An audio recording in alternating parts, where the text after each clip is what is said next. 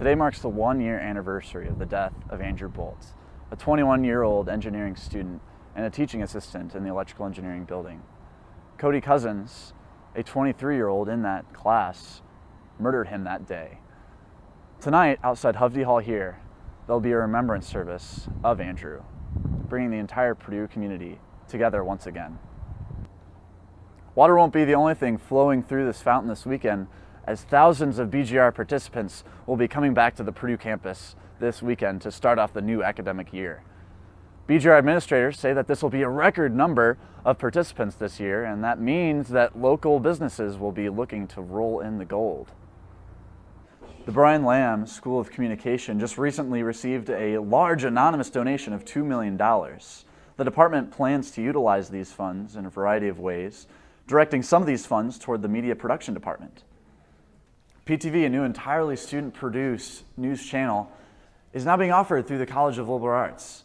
This station allows Purdue students to showcase some of their talents as well as some of their interests on local cable television.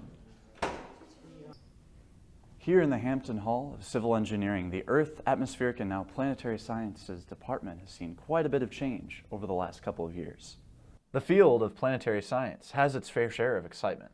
So one of the really cool things that's happening here at Purdue is we're actually involved through my research group in the Mars 2020 rover, which will be launching in 5 years or so. And right now we're helping to choose landing sites where the rover is going to go. It's actually going to do sample returns. So we'll eventually get our first samples back from Mars with this rover. And so it's a really, really important mission. There are a number of resources available for students in the Earth, Atmospheric, and Planetary Sciences Department.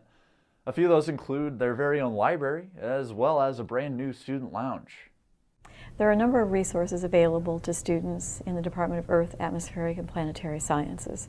One of the newest would be our student lounge, which is just to my left, and it's an opportunity to give the students a quiet place to study.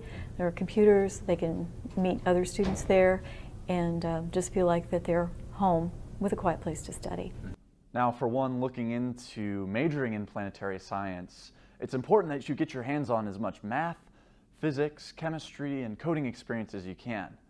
Planetary science is a very multidisciplinary field, and to get into it, it's going to involve a lot of research, and it's really going to point you towards graduate school at the end of the program. One thing is certain, though, regardless of any program you get into here at the Earth, Atmospheric, and Planetary Science at Purdue, is it's going to prepare you for the next step in your career. Reporting for Fast Track, I'm Joseph Bauer. With the last 2 winter seasons in West Lafayette being particularly cold and snowy, students, residences, and local businesses have all come to the realization that there is a need for individualized forecasts for the Purdue area. The forecasting club's primary mediums of communication are through social media like Twitter and Facebook. However, you can hear the club's forecasts on the local NPR radio station WBAA as well. Well, what we do is we get the forecast from EAPS, and we use that in all of our broadcasts throughout the day.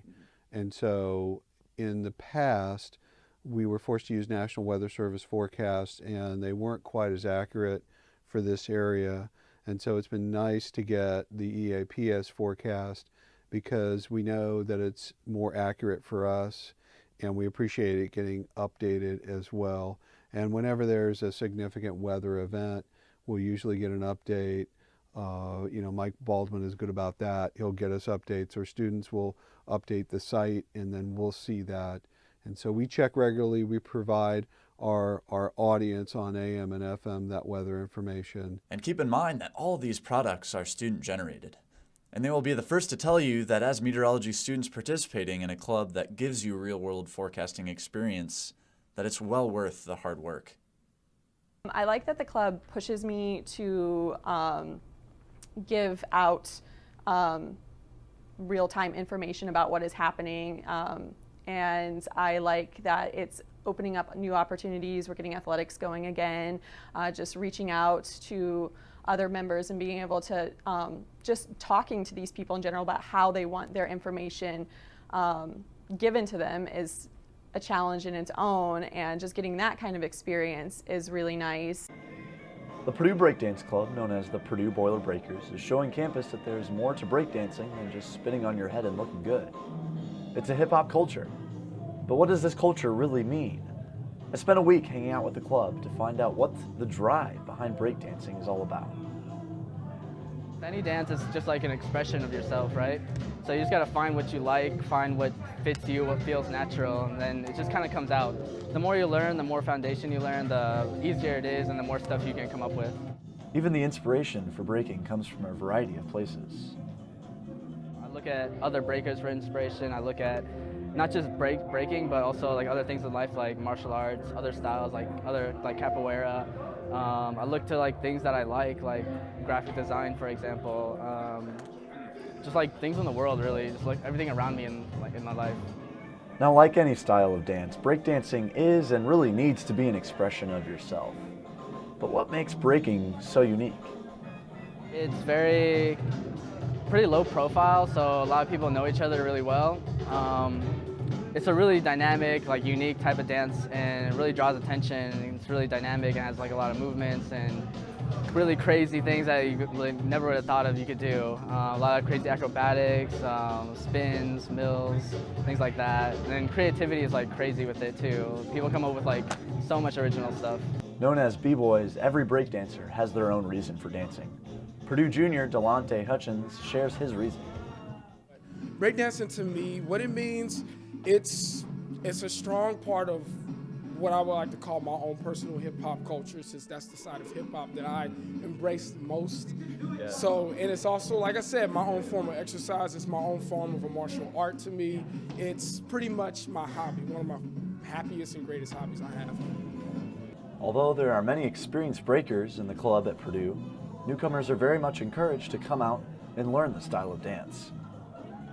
It was really awesome. I had so much fun. It's my first night, so it was really great. And all the guys are so nice and helpful, so it was great. When you start getting into breakdancing, you are choosing to become part of a worldwide culture. This culture is brought together in events called jams. A jam is like a breaking event or a competition. Basically, breakers from the region come together and they compete to see who will win the jam. But besides the competition, it's more of like a party atmosphere, just kind of fun vibes. It's not like super serious or super competitive. During the battle, it can get that way when it's like really high stakes, but pretty much it's just party atmosphere. People are just vibing and jamming. The Boiler Breakers are hosting a jam coming up on April 4th in the Stewart Center, room 302 at 6 p.m. Furthermore, the Purdue group is always looking to add new members. They meet Tuesday and Thursday evenings in either the third floor of Stewart or one of the activity rooms in the rec center.